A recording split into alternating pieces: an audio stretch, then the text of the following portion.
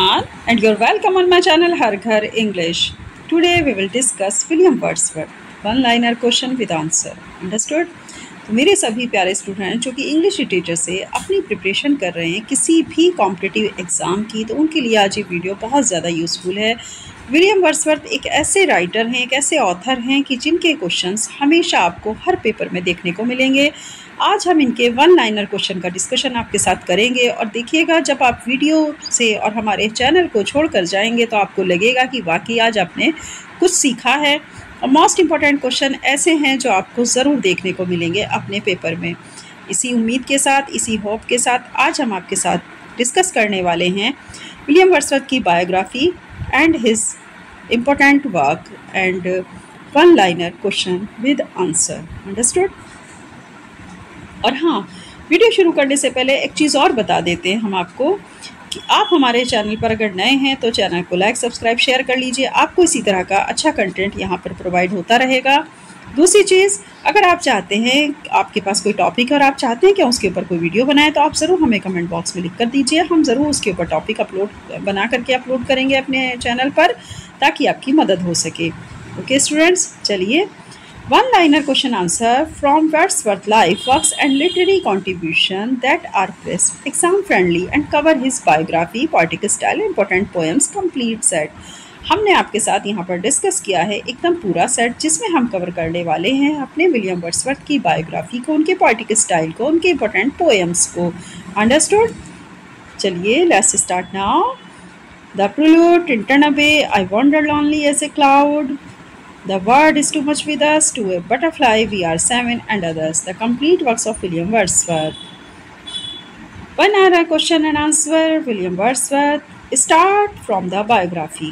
हम सबसे पहले स्टार्ट करेंगे बायोग्राफी से। Question number 1, biography. Question number 1, When was William Wordsworth born? Answer 7 April 1770। William Wordsworth का जन्म 7 अप्रैल 1770 को हुआ था। Question number 2, Where was Wordsworth born? Wordsworth का जन्म कहाँ हुआ? वर्ड्सवर्थ का जन्म कुकवुड, कम्बरलैंड, इंग्लैंड में हुआ। Question number 3, Who was Wordsworth's sister and lifelong companion? Wordsworth की बहन का नाम, जो कि उनके जीवन में लंबे समय तक उनकी साथी रही, तो उनका नाम क्या था? Answer is the Dorothy Wordsworth. Dorothy Wordsworth, his sister. Okay. Question number 4, Which poet was Wordsworth's close friend and collaborator? तो कौन से पोएट थे जो वर्ड्सवर्थ के क्लोज फ्रेंड भी थे और साथ ही उनके कोलैबोरेशन में भी थे? तो वो हैं हमारे Samuel Taylor Coleridge. Answer is the Samuel Taylor Coleridge, his close friend and collaborator. Question number 5, When did Wordsworth die? Wordsworth की मृत्यु कब हुई? तो Wordsworth die on 23 April 1850। Question number 6, Where did Wordsworth die? कहाँ पर इनकी मृत्यु हुई? रिडल माउंट, इंग्लैंड में। Riddle mount, England is the right answer. Question number 7, Which post did Wordsworth hold from 1843 until his death? कौन सी post थी Wordsworth जिस पर मरते दम तक 1843 तक रहे? वो थी आपका answer poet laureate of England. England के वो पोइट लॉरेट थे। Question number 8, Where did Wordsworth study? Wordsworth की स्टडी कहाँ पर हुई? Answer is the Saint John's College, Cambridge. Question number 9, Which country did Wordsworth visit that influenced his poetry? उस country का नाम बताइए जिससे वर्ड्सवर्थ की पोइट्री सबसे ज़्यादा इन्फ्लुएंस थी और वो वहाँ पर जाते भी थे, तो वो थी आपकी फ्रांस। वो फ्रांस एक ऐसी कंट्री थी जहाँ पर वर्ड्सवर्थ की पोइट्री बहुत ज़्यादा इन्फ्लुएंस थी। Question number 10, Who was Wordsworth's wife? Wordsworth की वाइफ कौन थी? Mary Hutchinson. Mary Hutchinson his wife.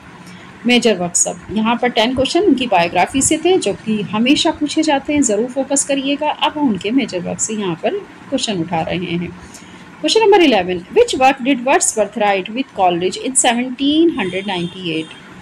वो कौन सा वर्क है वर्ड्सवर्थ का जिसमें कॉलरिज ने 1798 में लिखा? वो था lyrical ballad. Lyrical ballads Wordsworth right with Coleridge. उन्होंने कॉलरिज के साथ में, वर्ड्सवर्थ ने कॉलरिज के साथ मिलकर 1798 में लिरिकल बैलाड्स को लिखा था। Question number 2, Which poem begins I wander lonely as a cloud? Answer is the daffodils. आप जानते हैं इस पोएम की starting he I wander lonely as a cloud से स्टार्ट है, तो डैफोडिल्स पोएम है वो इनकी बहुत ही फेमस पोएम है। Question number 13, What is Wordsworth's long autobiographical poem called? Wordsworth की एक लंबी ऑटोबायोग्राफिकल पोएम है जिसका नाम है the prelude. Question number 14, in which year was the prelude publish? Prelude किस साल में पब्लिश्ड हुई? Answer is the 1850 posthumously. 1850 में ये क्या हुआ, इनकी पब्लिश हुआ था इनका work. Question number 15, which sonnet of Wordsworth begins the word is too much with us? बताइए ये कौन सा सोनेट है जिसकी लाइन है स्टार्ट होती है the word is too much with अस? इसका आंसर भी यही है, the word is too much with अस। ये वही सोनेट है जिसकी लाइनें इसी मतलब जिसकी जो ओपनिंग लाइन है वो the word is too much with us ही है। Question number 16, which Wordsworth poem is about revisiting the river Wye? Wordsworth की पोएम रिविजिटिंग रिवर वे किसके बारे में थी? मतलब वो कौन सी चीज़ थी जिसे वो दोबारा से मिलने के लिए या जहाँ पर गए थे वो थी रिवर वे। तो वहाँ पर वर्ड्सवर्थ ने कौन सी पोएम लिखी थी जब वो वहाँ जाते हैं? तो वो थी टिंटन एबे। टिंटन एबे को विच वर्ड्स की वो पोएम थी जो उन्होंने रिविजिट के दौरान रिवर वे के ऊपर लिखी थी। क्वेश्चन नंबर 17, विच वर्ड्सवर्थ पोएम डिस्क्राइब ए solitary highland girl singing? Wordsworth की वो पोएम जिसमें उन्होंने एक सॉलिटरी हाईलैंड गर्ल को सिंगिंग करते हुए दिखाया है वो है the solitary reaper. The solitary reaper poem describe A solitary highland girl singing. आप हमारे साथ एक ऐसे क्वेश्चन डिस्कस कर रहे हैं बच्चों जो आपको कहीं भी देखने को नहीं मिलेंगे और एग्ज़ाम में ज़रूर मिलेंगे। Okay. Question number 18, which Wordsworth poem describes a rural leech gatherer? Wordsworth की वो कौन सी पोएम है जो डिस्क्रिप्शन देती है रूरल लीच गैदरर का? Answer is the resolution and independence. Question number 19, which poem praises London at dawn? कौन सी पोएम है जो लंदन के प्रेसिस में लिखी गई उस पर कंपोज्ड अपॉन वेस्टमिनिस्टर ब्रिज? ये पोएम थी आपकी जो लिखी गई प्रेसिस लंदन एट डॉन के ऊपर। Question number 20, which poem depicts a conversation with his daughter डोरा? कौन सी पोएम थी कि जिसका कन्वर्सेशन उन्होंने अपनी बेटी जो उनकी बेटी थी डोरा उसके साथ दिखाया है? तो उस पोएम का नाम है it is a beauteous evening calm and free. Understood? ध्यान दीजिएगा, बहुत ही अच्छा क्वेश्चन है और मोस्ट इम्पोर्टेंट है आपके एग्ज़ाम के पर्पज़ से। थीम्स एंड स्टाइल की बात कर लेते हैं कि उनका थीम एंड स्टाइल कैसा था। अब इसके ऊपर हम क्वेश्चन को कवर करेंगे जो हमें लगता है कि सेलेक्टेड क्वेश्चन हैं। Question number 21, which moment is Wordsworth associated with? Romanticism. वो कौन सा मोमेंट था जिसे वर्ड्सवर्थ एसोसिएट करते हुए दिखाई दे रहे हैं? तो वो है romanticism. Question number 22, which natural element is central to Wordsworth poetry? Natural element Wordsworth की पोइट्री का सेंट्रल पॉइंट कौन सा है? तो नेचर है। ये आप जान लीजिए कि नेचर पोइट्री जो है नेचर पोइट कहलाते हैं वर्ड्सवर्थ इसीलिए। Question number 23, what did Wordsworth call poetry in preface to lyrical ballads? The spontaneous overflow of powerful feeling. The spontaneous overflow of powerful feeling, Wordsworth called poetry in preface to lyrical ballads. Question number 24, what is the key source of poetry for Wordsworth? Answer is the emotion recollected in tranquility. Emotion recollected in tranquility.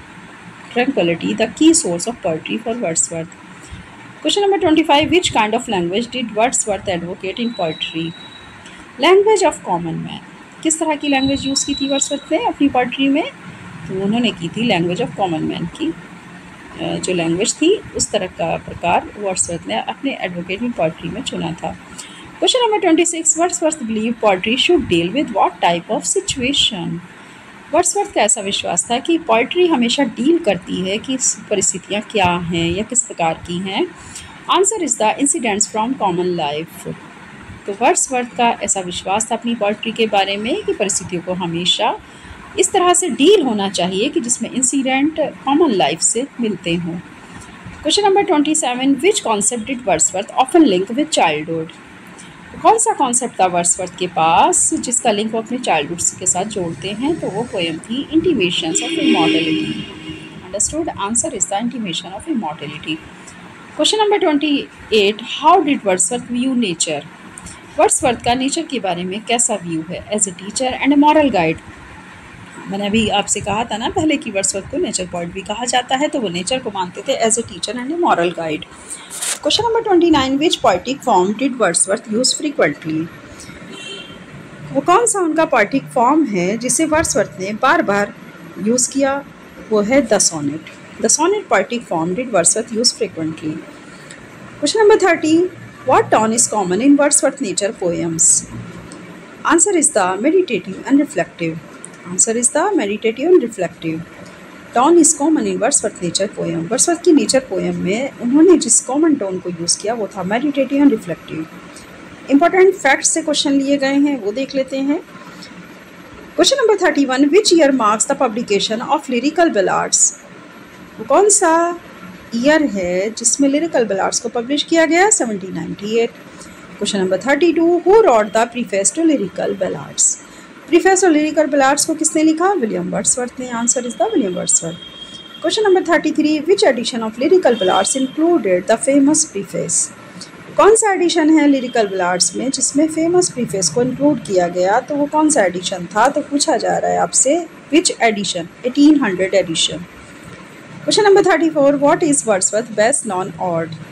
Wordsworth को कौन से सबसे अच्छे odd के लिए जाना जाता है? तो ode to intimations of immortality. Question number 35, which poem is inspired by a real field of daffodils. Real field of daffodils, daffodils जो पोएम थी वो रियल में किस से ज़्यादा इंस्पायर्ड थी? I wandered lonely as a cloud से inspired थी। Question number 36, where did Wordsworth spend most of his later life. Answer is the Lake District. Where did Wordsworth spend most of his later life. Wordsworth ने अपनी ज़िंदगी के बाद के समय को कहाँ पर ज़्यादा गुजारा? तो लेक डिस्ट्रिक्ट में उन्होंने अपना आखिरी समय को ज़्यादा स्पेंड किया। Question number 37, what is Wordsworth poetry often called. Answer is the lake poetry. Wordsworth की पोइट्री प्रायः क्या कही जाती है? तो लेक पोइट्री कही जाती है। Question number 37, name two other lake poets besides Wordsworth. Answer is the Coleridge and Southey. वो कौन सी दो पोइट हैं जो कि हमारे पोइट्स ने हैं वर्ड्सवर्थ के अलावा भी जो कौन सी दो लेख हैं जिनके ऊपर उन्होंने लिखा? कॉलरिज एंड साउथहे के ऊपर। Question number 39, question which war influenced Wordsworth early revolutionary ideas. Answer French revolution. कौन सी वॉर थी जिससे वर्ड्सवर्थ सबसे ज़्यादा उनके अंदर रिवोल्यूशनरी आइडियाज़ पैदा हुए और वो इन्फ्लुएंस हुए? तो वो था French revolution. Question number 40, which year did Wordsworth become poet laureate. Poet laureate Wordsworth किस साल में बने थे? तो 1843 में। Poems and meanings. Question number 41, what does the Tintern Abbey reflects on. Tintern Abbey किसके ऊपर रिफ्लेक्टेड पोएम थी? Answer is the nature's spiritual and moral influence. Nature's spiritual and moral influence. Understood. Question number 42, what does the solitary reaper celebrate. Solitary reaper celebrate में क्या मतलब celebrate करते हुए दिखाया गया है? तो the beauty and mystery of a song. The beauty and mystery of a song. Question number 43, what does the word is too much with us criticize. आपसे पूछा जा रहा है कि the word is too much with us criticize, वो हमें किस तरह से क्रिटिसाइज करती है ये पोएम उनकी, जिसका नाम था the word is too much with us. Materialism and loss of connection with nature. तो उसने क्रिटिसाइज किया था कि हम कितने भौतिकवादी हो रहे हैं और साथ ही नेचर से हमारा कनेक्शन खोता जा रहा है। Question number 44, what is the central theme of daffodils. Daffodils की सेंट्रल थीम क्या थी? Answer is the joy and peace from nature's beauty. मतलब नेचर की ब्यूटी से आनंद और शांति को प्राप्त करना डैफोडिल्स की सेंट्रल थीम थी। Question number 45, which poem shows gratitude to leech gatherer resilience. Answer is the resolution and independence. Poem shows gratitude to leech gatherer resilience. Question number 46, what is celebrated in upon Westminster Bridge. क्या celebrate किया गया था Westminster Bridge के ऊपर? The calm beauty of London at dawn को। Question number 47, what does ode intimation of immortality explore. Ode intimation of immortality किस theme को explore करते हुए दिखाई देती है हमें? तो answer is the loss of childhood vision and spiritual insight. जैसे जैसे हम बड़े हो जाते हैं हम अपने बचपन के विजन को खो देते हैं, साथ ही आध्यात्मिकता की समझदारी को भी। Question number 48, which Wordsworth poem is said bye highland loss. Answer is the solitary reaper. Wordsworth poem is said bye A highland loss. Question number 49, which poem was inspired by his daughter. कौन सी poem थी जो कि अपनी बेटी के द्वारा inspire की गई थी? Question answer it is a beauteous evening calm and free. Question number 50, which poem is in the form of a conversation. वो कौन सी पोएम है जो कन्वर्सेशन की फॉर्म में उन्होंने लिखी? तो answer is the tables turned. Tables turned poem is the form of conversation. अब आती है बात आपके फ़िलासफ़िकल इन्फ्लुएंस यानी फ़िलासफ़िकल पर्सपेक्टिव की। अब हम फ़िलासफ़िकल से लिए गए कुछ क्वेश्चन जो कि विलियम वर्ड्सवर्थ की पोइट्री में हमको देखने को मिलता है, मतलब philosophical reflection. Question number 51, what did Wordsworth believe poetry should be rooted in. Wordsworth का ऐसा विश्वास था कि पोइट्री की जो जड़ें हैं वो होनी चाहिए, कहाँ से आनी चाहिए? तो human emotions and simple life, मानवीय भावना और साधारण जीवन से ही उनका ऐसा विश्वास था कि पोइट्री की जड़ों को खोजा जाना चाहिए। Question number 52, which romantic value does Wordsworth strongly support.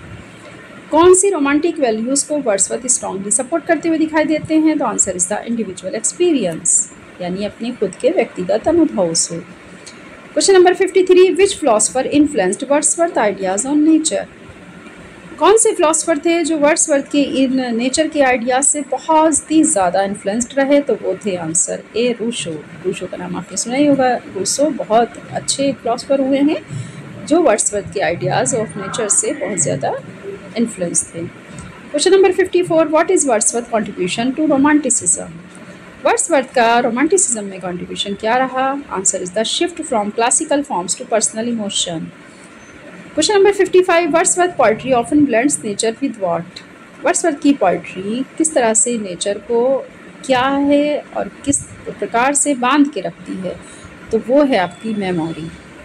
Question number 56, which role does imagination play in Wordsworth works.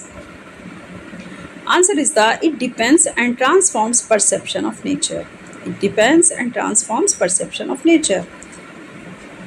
Role does imagination play in Wordsworth work. Wordsworth के काम में दिखाई देने वाली कल्पनाओं का जो प्ले है, जो रोल प्ले कर रहा है इमेजिनेशन का, वो है it depends and transforms perception of nature. Question number 56, what is the main emotion in Wordsworth elegiac poetry. Wordsworth की इलेजियक पोइट्री में हमें मुख्य रूप से कौन से इमोशंस देखने को मिल रहे हैं? तो ए मेलनकॉली। आप समझ ही सकते हैं इमोशन है तो मेलनकॉली मतलब उदासी। Question number 58, which aspect of life does Wordsworth often romanticise. वो कौन सा एस्पेक्ट था लाइफ का जो वर्ड्सवर्थ ने सबसे ज़्यादा रोमांटिसाइज दिखाया? वो था रूरल लाइफ यानी ग्रामीण जीवन।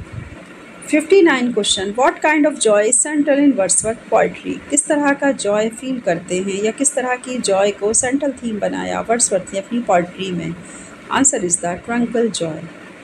Question number 60, Wordsworth poem often start with what kind of scene. Wordsworth की पोएम स्टार्ट होती है किस तरह के सीन के साथ? तो हमेशा ध्यान रखिएगा कि वर्ड्सवर्थ क्योंकि एक नेचर पोइट थे तो उनके बारे में ये है कि वो एक नेचुरल पोइट होने की वजह से ए नेचुरल लैंडस्केप के सीन को ही दिखाना ज़्यादा पसंद करते थे और उसी टाइप का अपनी पोएम में वो सीन भी रखते थे, ए नेचुरल लैंडस्केप। ये थे आपके most important 60 questions from William Wordsworth. ये एक ऐसे क्वेश्चन हैं जो आपको कहीं देखने को नहीं मिलेंगे। हमारी इस वीडियो में आपके लिए ख़ास इस तरह के क्वेश्चन हम लेकर आ रहे हैं जो कि आपके कॉम्पिटिटिव एग्ज़ाम को बीट करने के लिए बहुत ही ज़रूरी है कि आप इसकी स्टडी ज़रूर करें। ओके स्टूडेंट्स, अगर आप चाहते हैं हम इसी तरह अच्छे अच्छे टॉपिक पर अपनी वीडियो आपके लिए बनाते रहें जो कि आपके लिए हेल्पफुल हो, तो आप ज़रूर हमारे चैनल को लाइक, सब्सक्राइब, शेयर करिए और हमें कमेंट बॉक्स में लिख करके अब आप देंगे कि हमें किस टॉपिक पर वीडियो बनानी है या किस ऑथर उसके वर्क को आप चाहते हैं कि हम उनके लिए most important questions, selected questions लें और फिर उसके ऊपर वीडियो बनाएं। ओके, आप हमें ज़रूर बताइएगा। चलिए स्टूडेंट, अब चलते हैं, हम नेक्स्ट वीडियो में फिर मिलेंगे। अब आपसे विदा लेते हैं, तब तक के लिए आप बने रहिए हर घर इंग्लिश चैनल के साथ और हमारी इस वीडियो और चैनल को इसी तरह देखते रहिए। Bye bye, all the best.